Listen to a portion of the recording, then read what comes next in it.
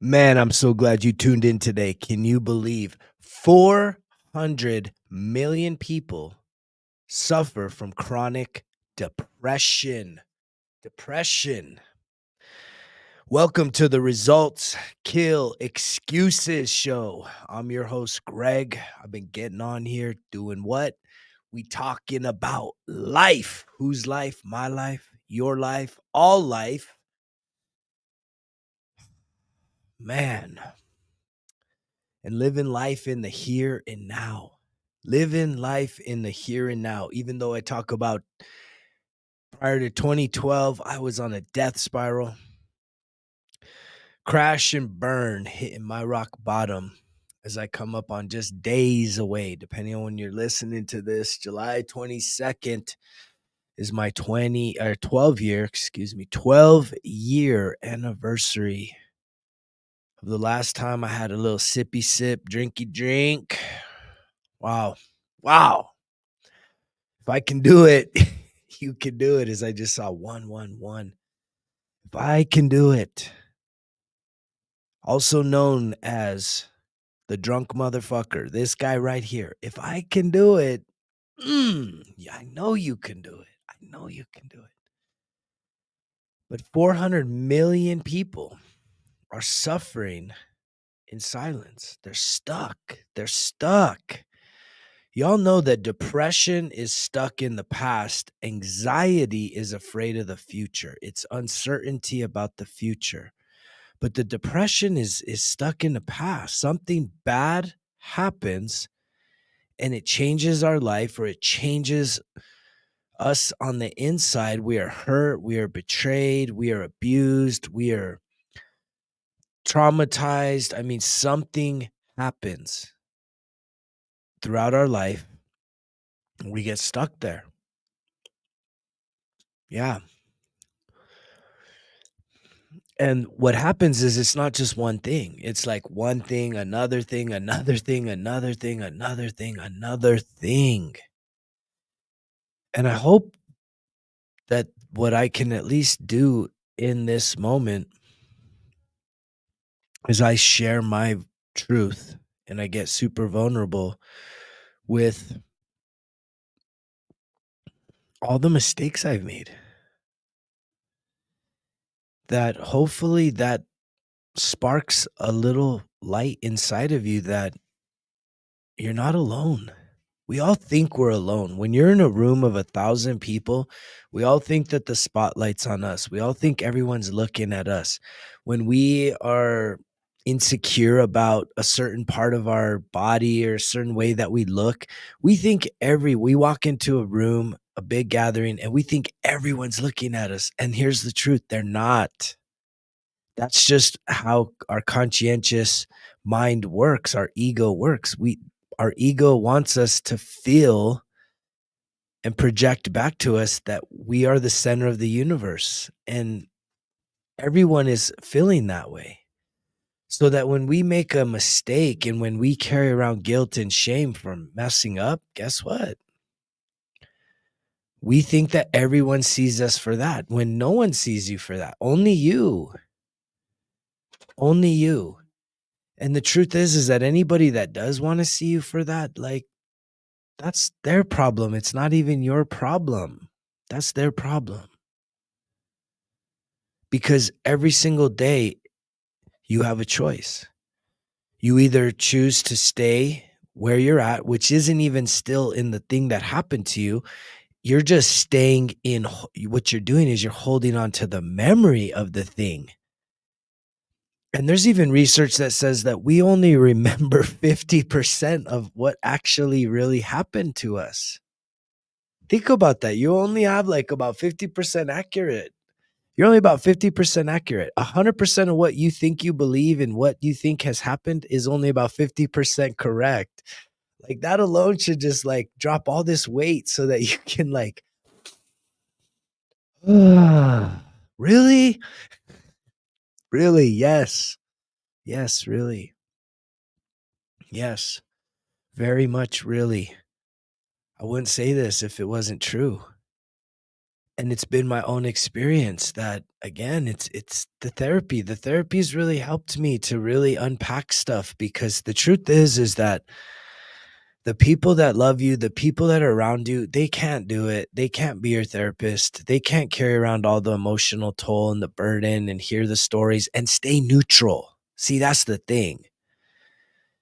The reason why having a therapist in your corner is a huge asset is that they're gonna stay neutral. I ain't talking about couples therapy. I've had it get a little weird in couples therapy. But if you're just doing your own talk therapy with the therapist, if they're being present with you and there is a history, you have to establish it like anything else. Like, they're gonna be able to bring you back to who you truly are, and it's not all the ideas and all the feelings that you have inside your body.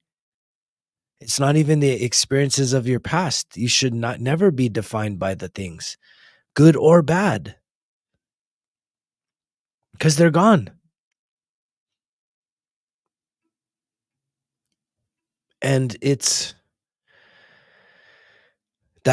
I think that's a part of the depression, the chronic depression, is that we even lose some of our glory. It's not all just the bad stuff, right? Am I right? That it's not even all. I don't think that the biggest contributor to the chronic depression is that all, like, nothing but bad things happen. I think that we had a time in our life that we felt just so free, so young, so beautiful, so handsome, so sexy, so athletic, so accomplished, and then it's gone. We went from being like the most popular kid, the star athlete, the homecoming queen, to now we're what? Nobody. We feel like we're nobodies. And that is so painful when we have to, like, redefine ourselves through a lens that is like, what happened? It's like, wow, all this time passed by. What happened? I'm I, I hate who I am right now. I'm not skinny. I'm fat. I don't have energy. You know, like, I don't feel attractive. I hate myself, right? All I do is I have a shitty job, like nothing that I ever dreamed about being when I was young, and I had the world by my in the palm of my hands. None of it happened, and now look at my life. And it's just nothing but depression, because it's like, this is terrible. And we feel like losers, we feel like failures. And all of this is imaginary things going on in your head. It's real to you, but guess what? No one else sees it. People will see the effects of it because, again, if you're carrying around a lot of pain, in my own life, throughout the course of my life, the pain, the guilt, the shame, the sense of failure, right? When I mixed that with getting high, getting drunk, turning to porn, eating unhealthy, adding a bunch of weight, right? Feeling low energy and then getting triggered. Guess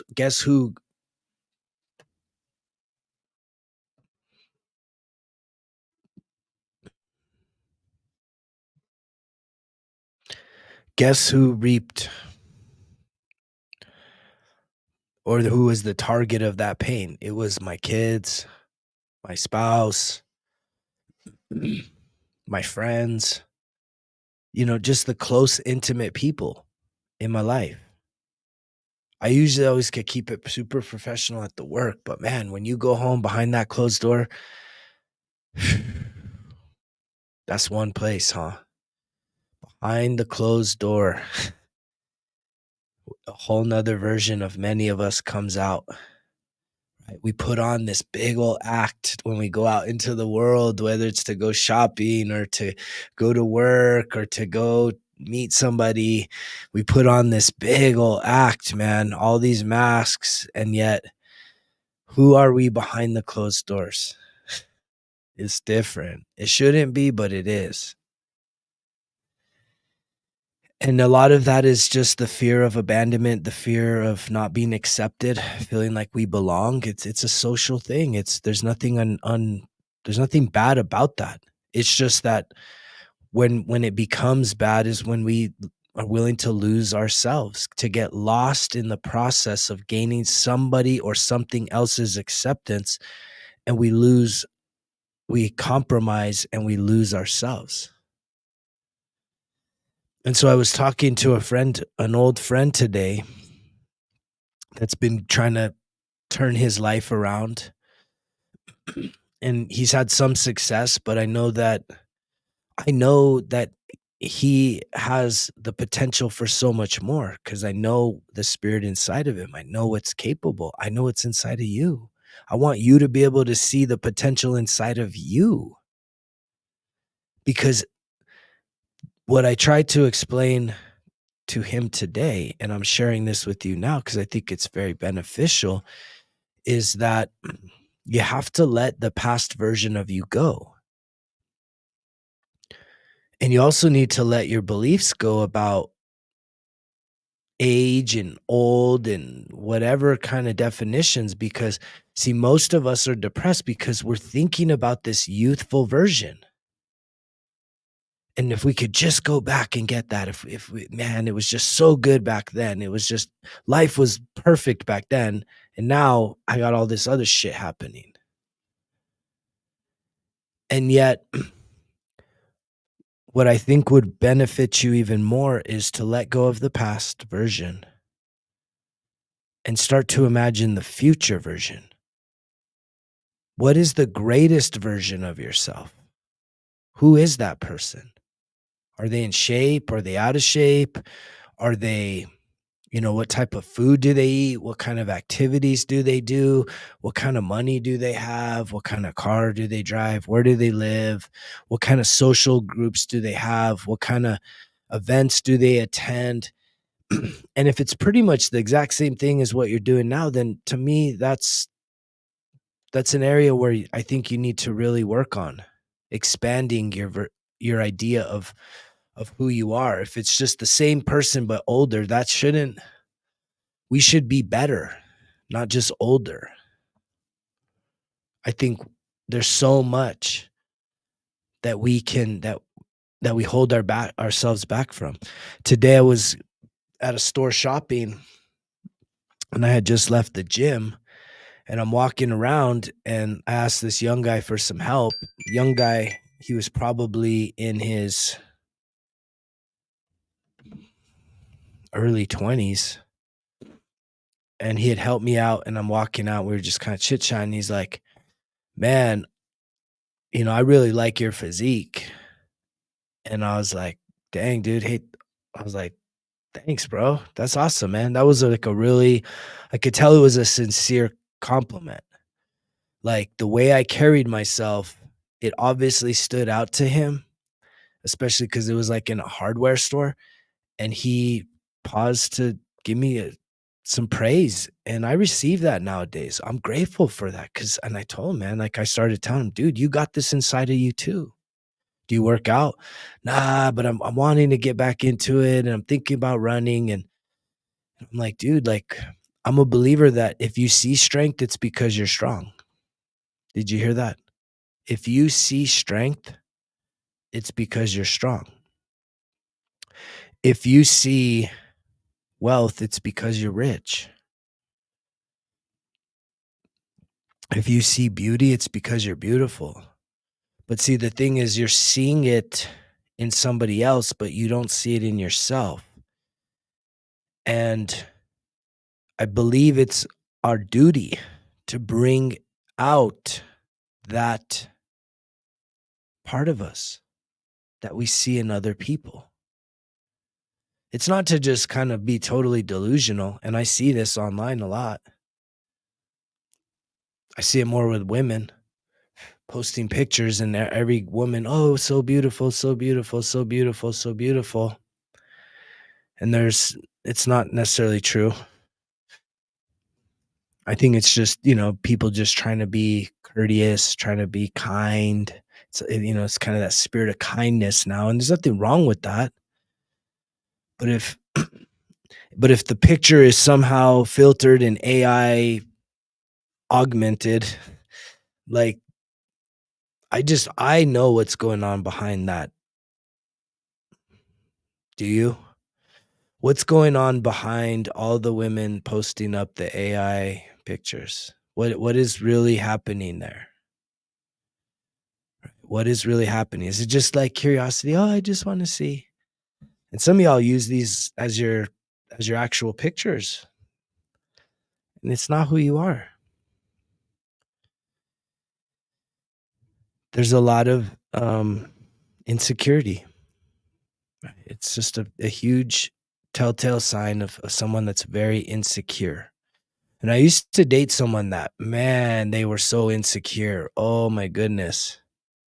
If you took any pictures, like, holy shit, man, don't you dare fucking post that without a signed authorization form. Fuck. I'm not kidding, man. And this person was so beautiful, but they didn't see that. They didn't see their beauty. And so they were very controlling over it. And I get it, you know. I get it. I do. I have a big heart for women and men, right? It's both ways. Men are just as likely to do body augmentation stuff nowadays, like plastic surgeries and, liposuctions, just different shortcuts, right? Because men are under a ton of pressure as well. I think women, it's always going to be more, but men are feeling very, very insecure in this day and age. And again, it's so important that we get back to this, releasing the past version of you. Release it. It's to accept the things you cannot change. You can't change that time has passed you and you are where you are. Because the sooner that you fully accept extreme ownership of who you are right now, not 1 minute ago, not 1 year ago, not 10 years ago, 20, 30 years ago or more. You have to accept the person you are right now. But the beautiful thing is that you have the power to envision the best version of you. It is your duty to become that. This is your spiritual purpose. You are here on this planet to truly fulfill becoming the absolute superior version of you. And it's not about all the things that you need to do. It's about subtraction. What are you willing to sacrifice? You're already doing plenty. But when you start to sacrifice things to where all you now have is time to invest in you, that's where it gets fun. That's where it gets obsessive. That's where it really starts to, and I use the word obsessive. It should be obsessive. Y'all are obsessed with food. Y'all are obsessed with sports. Y'all are obsessed with entertainers. Y'all are obsessed with social media and the way you look. And you can say obsessed is like an addiction or whatever, vice versa. It's still an unhealthy relationship with something. And so why not be obsessed with your personal development, with fulfilling your spiritual calling? This message ain't going away. As much as, this message is the message for all humanity on this planet. Yes, I said that. All humanity. This is a universal message. Every single human being on this planet was sent here with a single purpose, and that purpose is to become the best version of you, to acknowledge your spiritual journey, your spiritual purpose, and to truly release all of the things of this world, right? And to truly cultivate the highest energy, the highest vibration, the highest version of you for the greatest good of humanity. That is your purpose. I think it was Gandhi that said, if you save one person, you've changed the whole entire world. And the only person that you can save is yourself.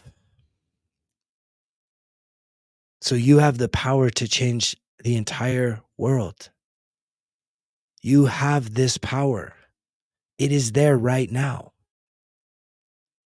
You just have to start believing it. You have to get out of this delusion that somehow life is done, or that you've mailed it in, or that all of your failures or all the missed opportunities or all the things that didn't go your way or all the things that did go your way but no longer are going your way, that somehow where you're at now is a place of no return. You don't want to return. Release the past. Let it go. Let all of it go. All of it. The good, the bad, the ugly, all of it. And the way you can do that is you can write it all down. I choose to release. And you just start writing down everything that you can think of. And then you start to imagine and visualize, who do you want to be? Who can you see? You already have a vision. We all have a vision. I have a vision. I have a vision of who I am. And what's so incredible is I'm becoming that person. Like the margin of difference from when I first wrote that down a few years ago to where I'm at now, it's so tiny. It's like just a few little refinements, very few. It's merging, it's merging right here. And you're going to be the same way. And there's something so beautiful about that. When you actually turn your whole entire existence into just becoming the best version of you. That's not narcissistic. That's not self-centered. That's not egotistical. That is none of this shit. It is your purpose. Because in my own story, when I was miserable, when I was depressed, guess what? The people around me felt that. They knew when I was depressed. Now the people around me see all that I invest in myself. And then guess what? When I show up for them on a regular basis, guess what? It's out of unconditional love. There's no fear of being harmed. It's just being supported. And I can show up each and every day being the best version of me, giving the best parts of me to those that I care for. Versus like being completely exhausted and trying to give everything of me to everyone around me and just being more and more and more and more exhausted. When is enough going to be enough? When are you going to be so just sick and tired of being sick and tired that you say it's time to change course? It's time to change direction. And I will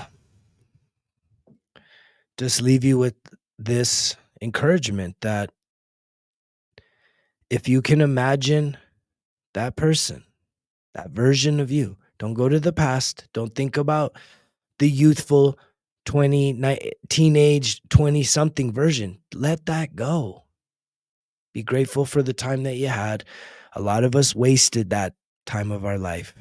That's why most of us feel so much depression. It's because we feel like it was wasted. We squandered it. We had it and we let it go. Fuck, it got away from us. We didn't max out. And that's okay. Life isn't over. I was literally 10 years ago thinking, oh, it's all downhill. I'm going to die in my sleep. I thought I was going to die in my sleep. It was the fattest I'd ever gotten. I was having sleep apnea issues, regurgitation issues, just all kinds of health issues. I thought I was ready to die. And beyond that, I was a ticking time bomb ready to explode.